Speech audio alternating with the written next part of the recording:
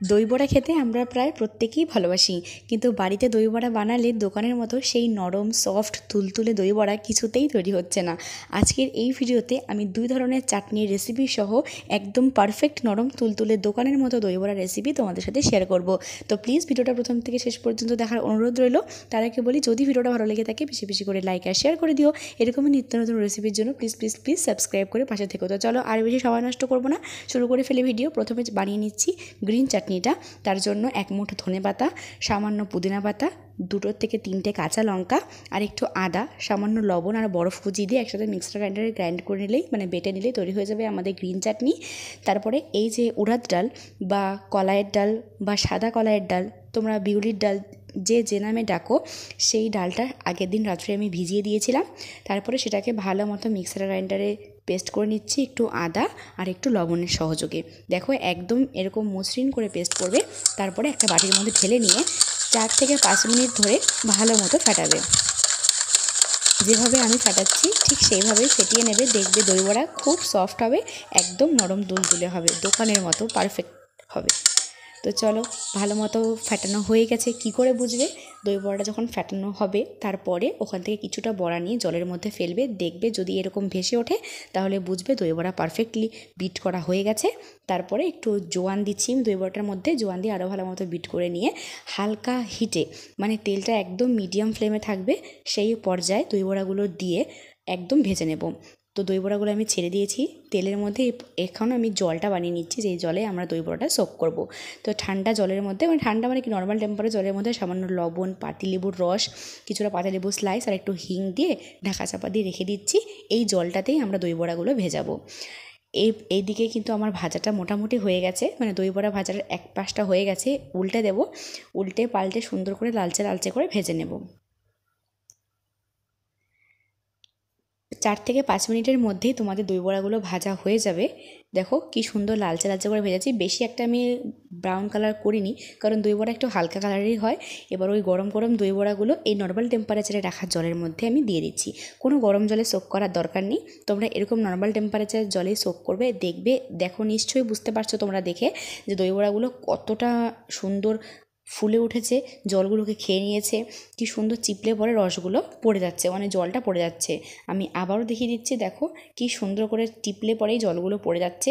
তার দই বড়াটা খুব পারফেক্টলি বিট হয়েছে, পারফেক্টলি ভাজা হয়েছে এবং জলের মধ্যেও পারফেক্টলি সোক হয়েছে। তো এবার আর কোনো টেনশন নেই, দই বড়াগুলো বানানোর পালা।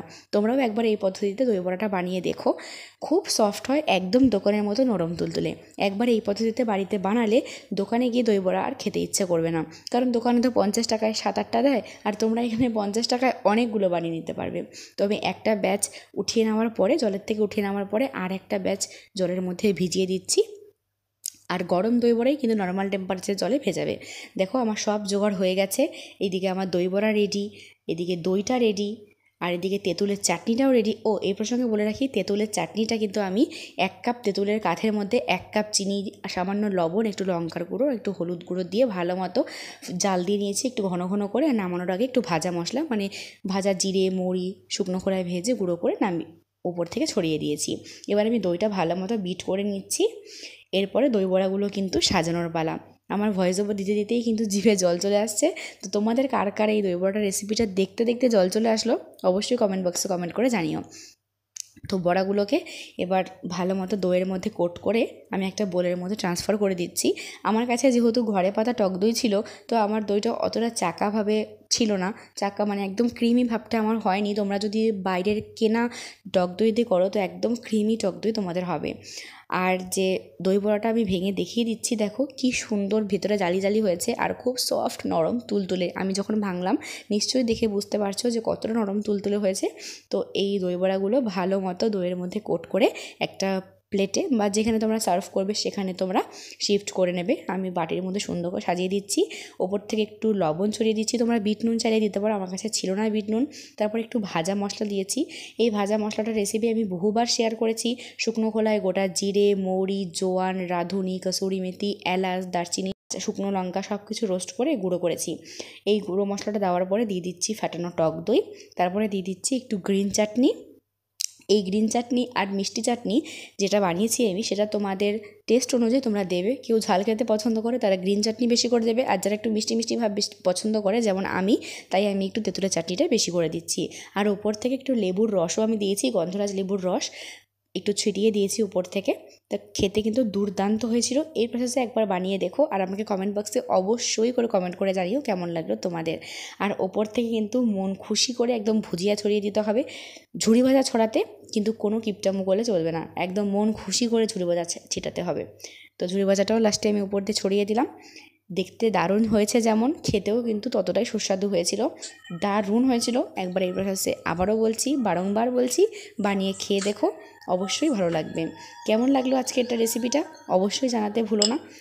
আর কী কী রেসিপি তোমরা দেখতে চাও অবশ্যই কমেন্ট বক্সে কমেন্ট করে জানিও। আর এতক্ষণ যদি ভিডিওটা দেখে থাকো, অবশ্যই যদি নতুন ফ্যামিলি মেম্বার হও আমার, তাহলে সাবস্ক্রাইব করে দিও। আর যদি পুরনো ফ্যামিলি মেম্বার হও, শেয়ার করে দিও, লাইক করে দিও। আজকের মতো এই পর্যন্তই, দেখা হচ্ছে কাল। ততক্ষণের জন্য ভালো থেকো, সুস্থ থেকো।